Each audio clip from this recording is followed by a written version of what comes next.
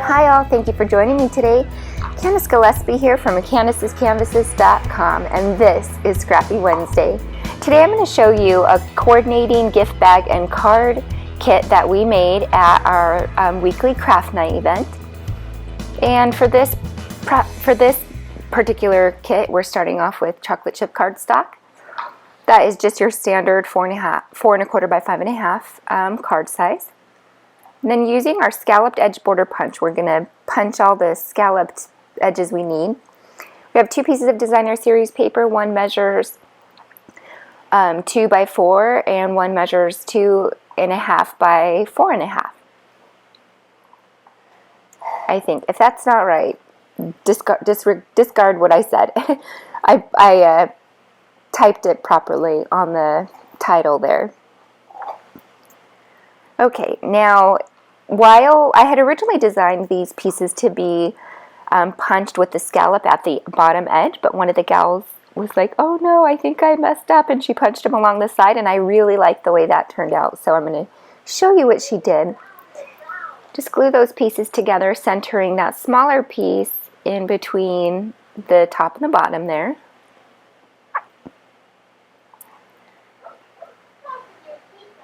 Okay, now while we have our scalloped edge border punch, we're going to punch everything that needs the scallop, and that includes a topper for our bag, which measures 3.5 by 4, and it's scored at 2. And then we're also going to scallop punch the top portion of our card. One gal accidentally punched both of them, so you just want to make sure you do the one.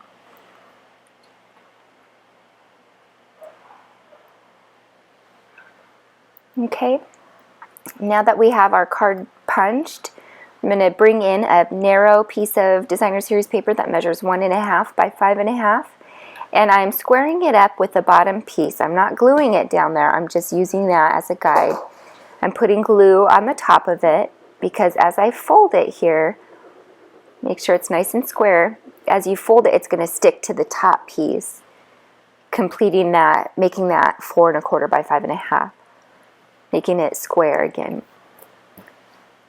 Okay, now I'm going to bring in some baker's twine. Wrap that around. I think I wrapped it 4 times. A trick is, in my left hand, I have a length in there. That's what I'm going to use to cut my bow, or to tie my bow, and then you just cut it off at making sure you have an extra length, so you don't have to. I used to, you know, start wrapping it around at the very beginning and not leaving that extra piece, and then I'd have to unwind it, and so this helps a lot. Now I'm going to put this piece on with dimensionals, and I'm going to align it toward the lower left corner, leaving more space at the top and at the right side. And don't be shy when using dimensionals either. You want to make sure that this piece stays attached. You don't want any bowing in there where there might need a piece of dimensional. And you know, any type of heat that can hit it, if you don't have enough adhesive properties, it'll just pop right off. You don't want that, so avoid that. Just use a little extra. Now I use my embossing buddy to put some powder on there, and this stamp set is from this last paper pumpkin. If you're curious about it, want to know more, or you want to subscribe, visit CandacesCanvases.com, and under Crafty News, which is the page it opens right up to, if you scroll down a little bit, you'll see a nice little My Paper Pumpkin rectangle. And it'll take you right there to read more about it and to subscribe if you're interested. Okay, now I stamped Happy on the top in Versamark and Birthday also in Versamark on the side there. Just kind of unusual. It's fun. Then I'm using just a random paintbrush that I have to flick off any excess. Blowing it off also. If you accidentally wipe off too much, that's okay. Just reapply the embossing powder. Bringing in my heat tool, kind of heating it up on my hand a little bit before I put it on there. And go ahead and melt your embossing powder.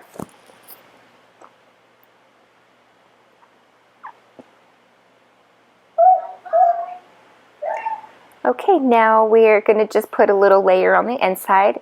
We have Whisper White here. Oh, notice on the left that's upside down. You know, you want to make sure if it's directional that it's not upside down because it will show. Okay, this Whisper White piece measures 4 by 5 1/4. Live and learn, you know. Okay, and that sums up our card. Very simple, kind of classic looking card. Now the bag. This designer series paper scrap measures 8 by 11.5. Bringing in the Simply Scored scoring tool, and I am scoring that along the 11.5 side at 3.5, 5.5, 9, and 11. Rotating that 90 degrees and scoring it at 2. Once you're done with your scoring, you're going to fold all of your score lines before you cut. That'll help you see the score lines, especially on a busy type of paper like this. Then with your paper snips, you'll just snip off this nice little rectangle here. And then I'm using some Tombow along that 3/4 inch piece. And then just fold it down on each other. Because it's 4 panels, it meets up really well. Now you'll snip up this 2-inch portion to that horizontal score line, making your tabs for the bottom of the bag. And then go ahead and glue all of that down.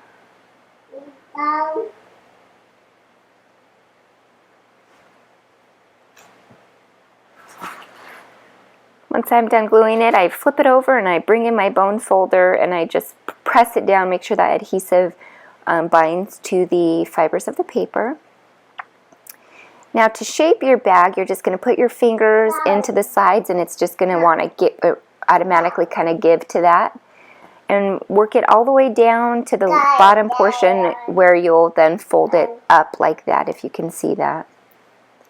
Now it's time to punch the top portion that we've already punched with a scallop. I'm using my 1 1/8 circle punch, and I'm punching 2 holes, one on each side, kind of centered.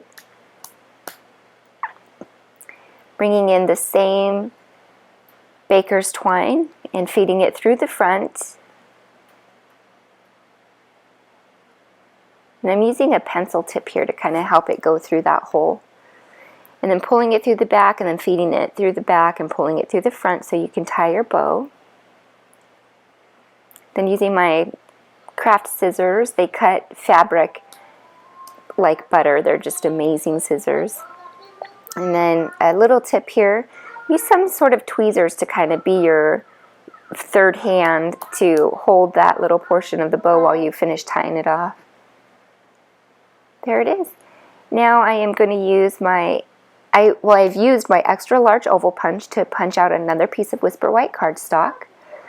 And I'm going to bring in some chocolate chip classic Stampin' ink, and on that, out of the same sentiment set from our paper pumpkin, I'm using a sentiment that reads "For You." It's just perfect for gift bags and things like this, gift tags and stuff.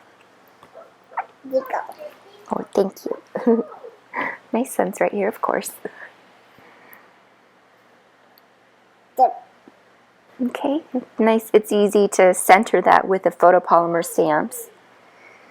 Now I have punched out 2 decorative label punches, one out of the chocolate chip cardstock and one out of the same scrap that I had of that designer series paper. And using my paper snips, I'm just going to cut out this center portion like in 2 triangles. And then I'm going to put 2 dimensionals on each of these pieces.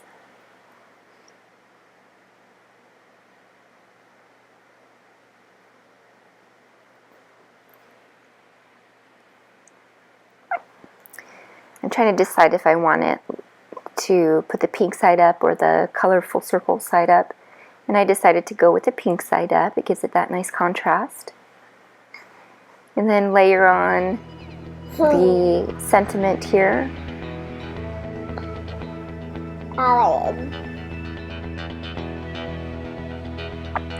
Perfect. Now I'm flipping it over, and in the center there I'm putting 2 dimensionals, one on top of the other. And then on the 2 chocolate chip pieces I'm just putting 1 and sticking it to the lower right corner of my bag. And there you go, you have your duo, your gift giving duo here. You can make it for any event using just different kinds of papers. And that does it. Thank you so much for stopping by today. I hope you guys have a great rest of your Wednesday. And thank you for subscribing to my channel. It just means the world to me. And for liking this video and for leaving a joyful comment. Those bless me like crazy. Thank you so much. Feel free to visit Candace'sCanvases.com where you can shop, you can join my team, and just be inspired. Have a great day. Bye.